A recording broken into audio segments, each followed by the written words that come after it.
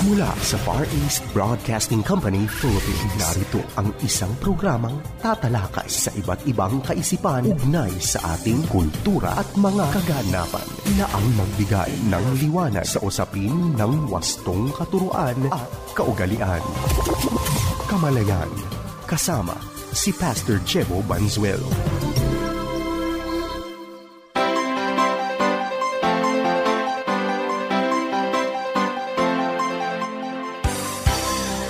Isang mapagpala at mabiyayang araw mga kapatid at welcome po sa programang Kamalayan. Tayo po ay napapakinggan sa FEBC Radio TV, napapanood sa Facebook Live at YouTube channel ng 702 DZAS FEBC Radio TV, gayon din sa Cable TV, Channel 185 sa GCTV. Yan po ay tuwing linggo, alas 7 hanggang alas 7:30 ng umaga.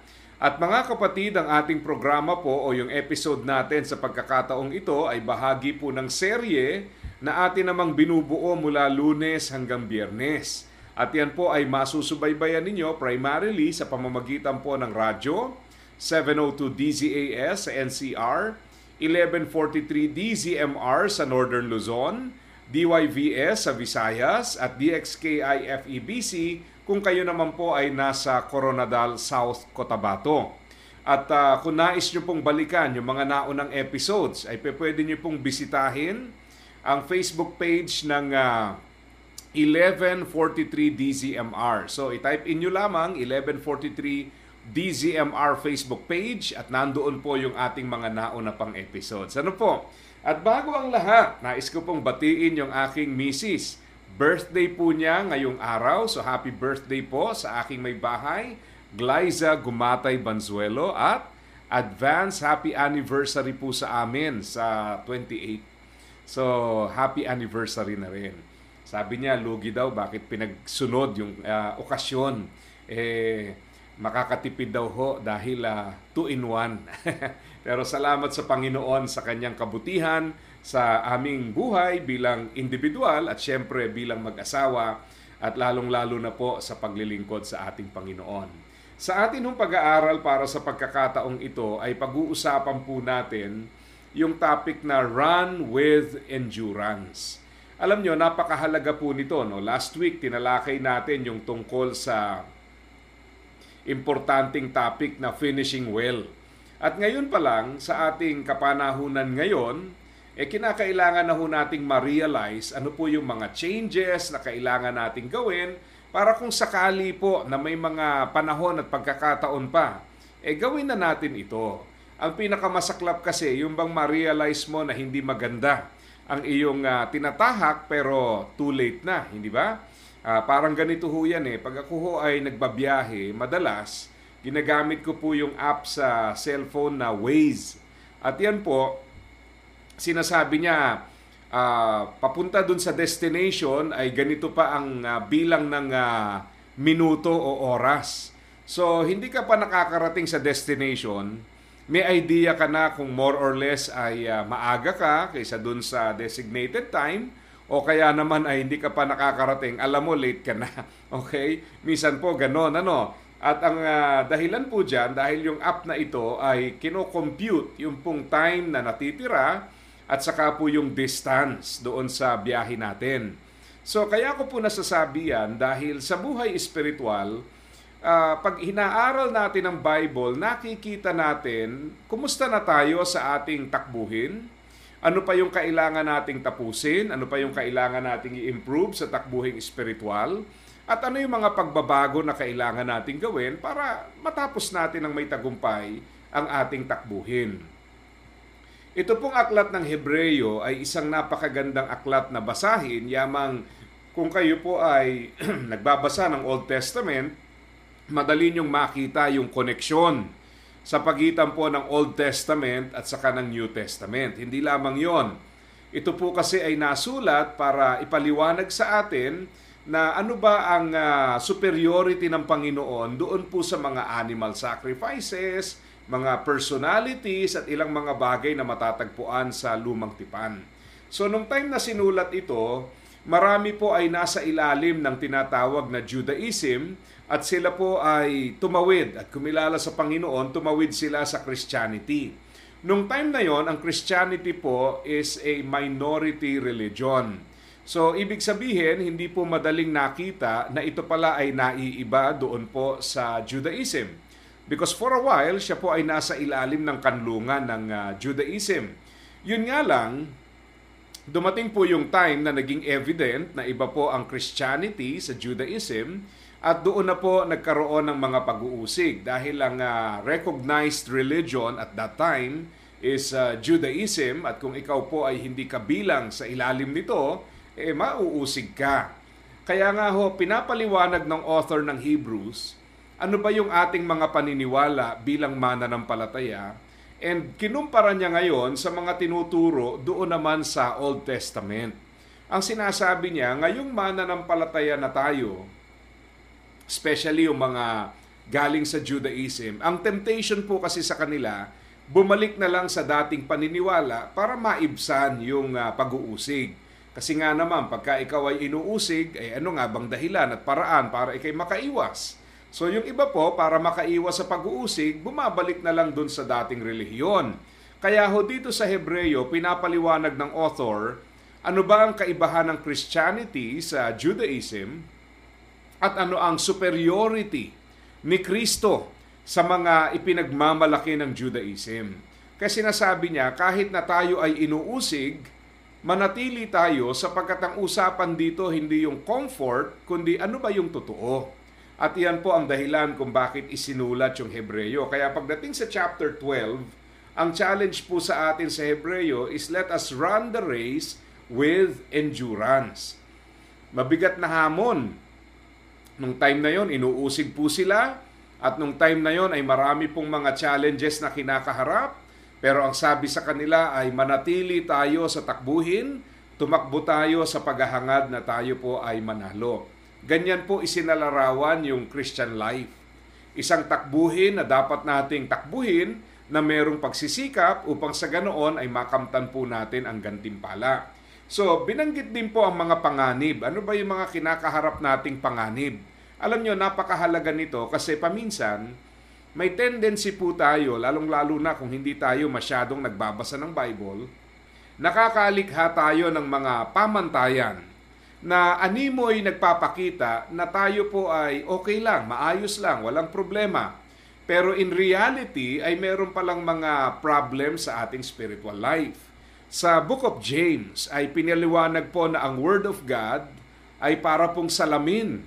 Hindi ho ba sa mga tahanan natin, ito naman ang napansin ko, kahit gaano kapayak, kasimple ang bahay, palagi hong may salamin. Kasi napakahirap naman yata yung wala tayong salamin na hindi man lang natin nakikita yung itsura natin, di ba? At bakit po mahalaga ang salamin? Dahil sa pamamagitan po nito, ang ating pisikal na anyo ay naiaayos po natin. Mahirap naman yung mukhang bagong gising tayo, o kaya yung kagigising lang natin, mukhang patulog na yung mukha natin. Pero kailangan po kung may ayusin natin. So mahalaga yung salamin para po sa pisikal na anyo. Ang sinasabi po ni James, ang spiritual ay dapat na-assess din po natin sa tamang paraan. So we now have the Word of God. At dito po ay binanggit po sa Hebreo ang ilan po sa mga problemang kinakaharap ng mananampalataya noong panahong iyon at saka ng mga mananampalataya din sa ating kapanahunan. Kasi may mga challenges po At ang mga challenges po na ito ay dumarating sa atin. Minsan namamalaya natin, minsan hindi. At minsan may mga sintomas na pala tayo ng mga bagay na hindi tama. Pero ang problema po ay hindi natin na-identify dahil wala nga nagtuturo sa atin. So, sa Hebreo ay binigyan tayo ng ilang mga babala. Una po is the danger of drifting from the Word. Makikita po natin ito sa aklat ng Hebreo, chapter 2. Ang mga talata po ay verse 1 hanggang verse 4. Tingnan po natin, Hebrews chapter 2, verse 1 to verse 4. Ang sabi ho ng talata, so we must listen very carefully to the truth we have heard, or we may drift away from it. For the message God delivered through the angels has always stood firm. And every violation of the law and every act of disobedience was punished. So what makes us think we can escape if we ignore this great salvation that was first announced by the Lord Jesus Himself and then delivered to us by those who heard Him speak? And God confirmed the message by giving signs and wonders and various miracles and gifts of the Holy Spirit whenever He chose. So dito po ang sinasabi niya, yung mensaheng natanggap ninyo ay mensaheng pinatunayan. Mensaheng naranasan at mensaheng kinakitaan ng mga palatandaang nagpapatunay na ito po ay totoo at maaasahan. Pero meron siyang babala. At yung babala po ay ito, binabanggit dito, maging maingat or we may drift away from it. Ang idea po ng drifting, ganito, sa Tagalog siguro ang pinakamalapit na naiisip kong salita, hindi ko alam kung meron pa kayong maisip, pero yung pong term na inaanod. Minsan po ay punta kami sa beach at nakita ko po yung laruan ng bata na bola. Alam nyo ho, medyo napatalbog lang ng konti kasi pinagpapasapasahan, napatalbog lang ng konti sa malalim. Nung hindi na ho agad-agad kinuha, unti-unti lumayo na ng lumayo. Hindi naman ho lumalango yung bola palayo eh. Pero dahil inaanod po siya palayo, effortlessly, umaandar siya. At hindi mo na siya makuha. Minsan ganun din tayo. Pagka halimbawa ay nakasakay sa salbabida, di ho ba? At tayo po ay nakarelax. Wala ka namang ginagawa pero lumalayo ka. So yun po ang babala doon. Sa buhay espiritual, wag po nating isipin na pag wala tayong ginawa, ay mananatili tayo kung saan tayo naroon. Para bang nandito ako, wala akong ginawa, after several days, several weeks, nandito pa rin ako. Hindi po ganon ang kalagayan sa buhay espiritual. We have to always be active.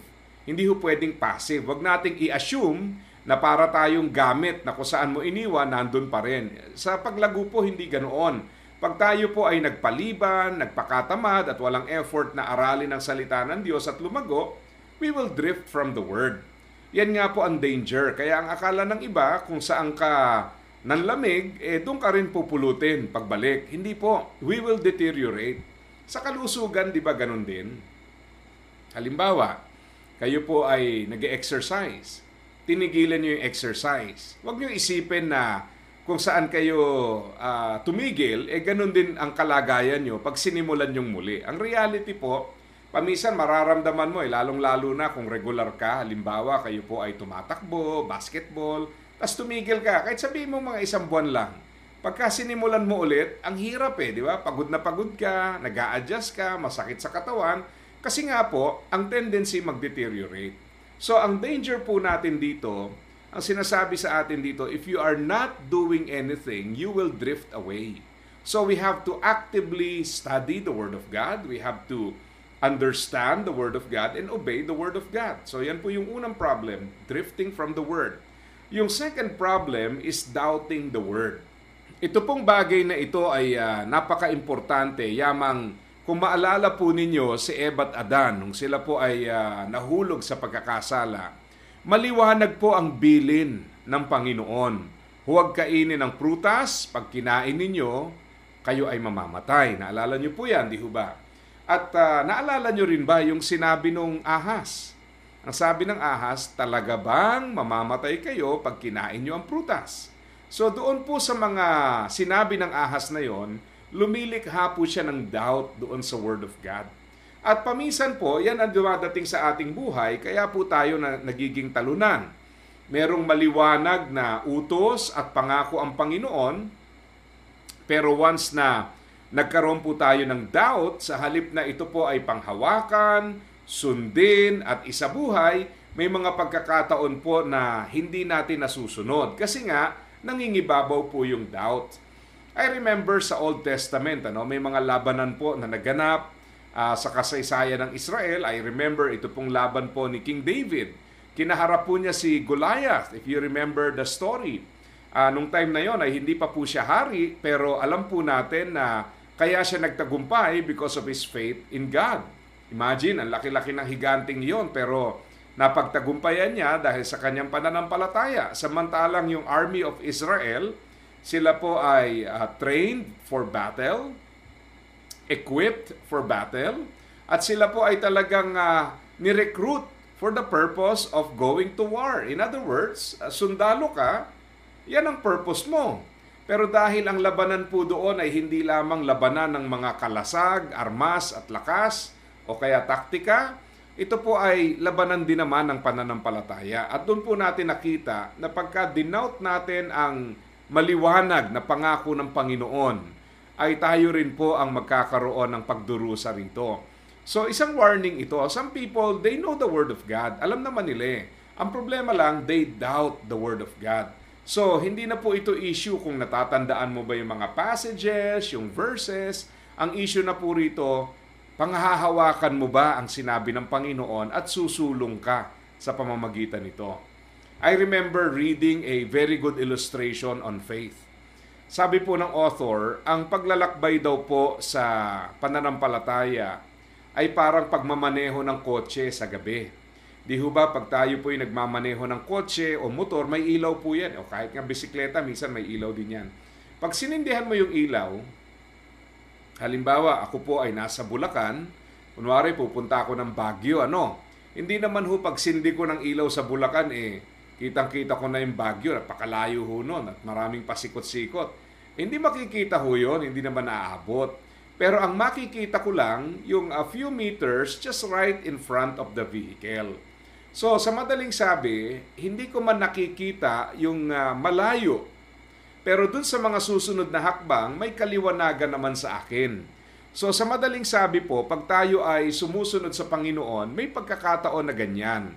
Hindi man natin nakikita buong buo yung tatahakin natin, pero meron pong maliwanag na gabay sa mga ilang hakbang na ating babagtasin. Sometimes the Lord shows us yung landas all the way.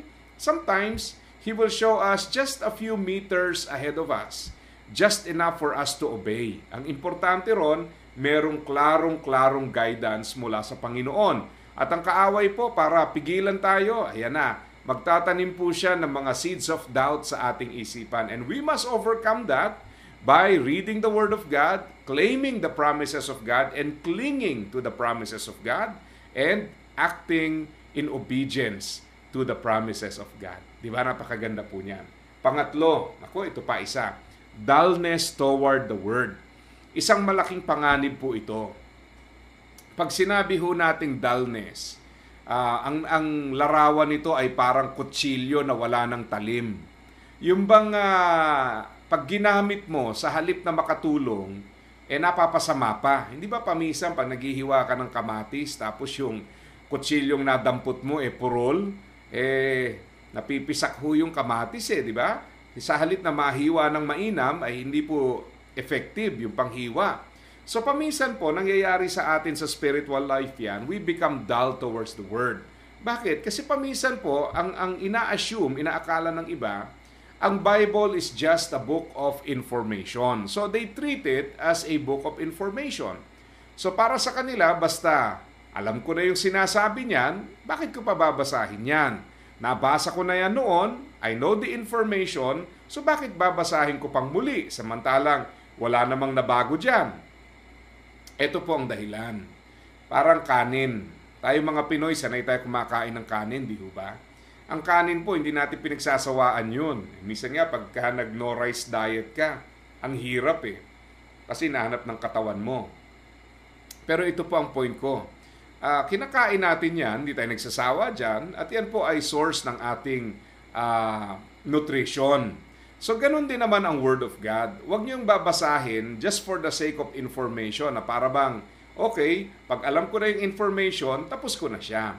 We read it again and again, hindi naman po yan ritual, kundi sapagkat ang sitwasyon natin nagbabago at paminsan po ang pangungusap ng banal na espiritu ay naiiba rin, depende po sa sitwasyon. Para bang nag-gain tayo ng new insights and wisdom as we face yung new challenges ng ating buhay.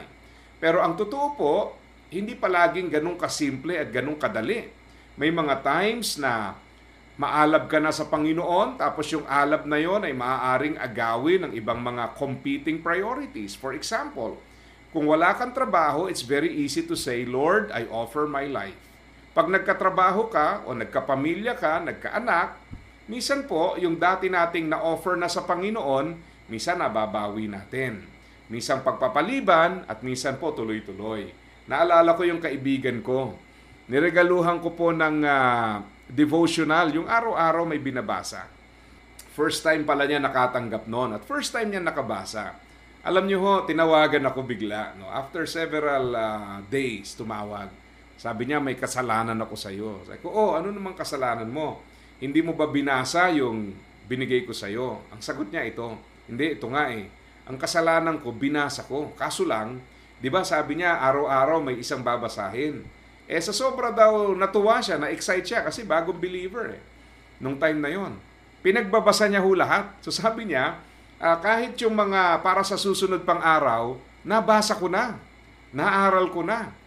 Natawa na lang ho ako sa kanya kasi para sa kanya, kailangan niya pang humingi ng tawad kasi nag-advance po siya. Pero yun ho, ang kanyang buhay ay larawan ng excitement na aralin ng salita ng Diyos, makaniig ang Panginoon, matutunan ng kanyang salita. Pero sadly, may mga times po na kung tayo ay magpapabaya, we lose that eagerness, that desire, that excitement to read the Word of God na para bang nagiging pabigat. Minsan pati ang pagsamba na dati po ay madali nating nagagawa, minsan po nanlalamig din tayo doon, napapabayaan, nagpapaliban, hanggang minsan nagiging kasanayan na po natin na lumilipas ang panahon na wala tayong sama-samang pananambahan. So dullness toward the Word. Pang-apat is despising the Word. May mga times po na pagka ikaw ay walang pagpapasakop at pag-ibig sa Diyos, take note ang layunin po natin, ang dapat na nangyayari po is that we love the Lord. I remember sa Old Testament, ang sinabi ng Panginoon, ibigin nyo ang Panginoon, ituro nyo sa mga anak nyo yan. Sa New Testament, when Jesus was asked the question, which is the greatest commandment, ang sagot ni Jesus, mahalin nyo ang Diyos, mahalin nyo inyong kapwa. So it's all about loving God, loving people. Now, pagka po nandoon ang pagmamahal, ang pagsunod madali, once na nagde-deteriorate yung ating relationship sa Panginoon o yung pagmamahal, everything that we do for God, even the reading of the Word, yan, nagiging cumbersome. At may mga times na pag tayo po ay namumuhay sa pagkakasala, sa halip na mamuhi tayo sa kasalanan, sa halip na baguhin ang ating sarili, sa halip na ituwid ang ating buhay, ang nangyayari po ay naiinis pa tayo sa Word of God. Minsan pati sa pastor, ano ba naman to? Panay patama sa akin. Kung talaga namang legitimate yung tama, abay tanggapin mo yon at magbago ka. Hindi yung pag tinamaan ka, ang babaguhin mo yung pinakikinggan mo. I-discern mo muna. Yung bang kanyang pangungusap ay hango sa Biblia. Ito ba talaga ay turo ng Panginoon? Ito ba ay udyok ng banal na espiritu? Abay kung ganon, bakit iiwasan mo? Dapat ikaw magbago. Di ba? Dapat ayusin natin. So sometimes yan po nangyayari when we are too far from our relationship with the Lord, na wala yung intimacy. Yan po ang isang nagiging epekto. We despise the Word. And then, panglima, defying the Word. Dumarating na tayo sa point na we disobey and totally sa kabila ng mga warnings, sa kabila po ng mga punishments and penalties and discipline, nandoon na po yung tila wala na tayong pakialam. So tingnan nyo ho ang deterioration drifting from the Word, doubting the Word, dullness toward the Word, despising the Word, and defying the Word. Yan po ay mga babala na kailangan nating bantayan upang hindi tayo mawala ng sigla sa takbuhing espiritual. Nais po ng Panginoon na tayo ay magtagumpay sa spiritual life, at malaking parte po ng tagumpay ay ang kanyang pagkilos sa ating buhay, pero huwag niyo hong kaliligtaan na sa pagkilos ng Panginoon ay meron din naman tayong responsibilities at kailangan nating gampanan yan upang tayo po ay maging matagumpay. Sana po ay naging pagpapala sa inyo ang ating pag-aaral. Muli, ito po ang programang Kamalayan na papakinggan sa FEBC Radio TV, napapanood sa Facebook Live at YouTube channel ng 702 DZAS FEBC Radio TV at napapanood din po sa Channel 185 sa GCTV. Ito po ang inyong lingkod, Pastor Jebo Banzuelo, Pansamantalang nagpapaalam at nagpapaalala sa bawat isa na ang buhay na ginagamit ng husto at wasto ay walang pagsisisi pagdating sa dulo. God bless po sa inyong lahat. Iyong napakinggan ang Kamalayan. Para sa iyong mga tanong, komento at suhestyon, mangyaring bumisita sa ating Facebook fanpage, Kamalayan FEBC, o mag-email sa kamalayan@dzas.febc.ph.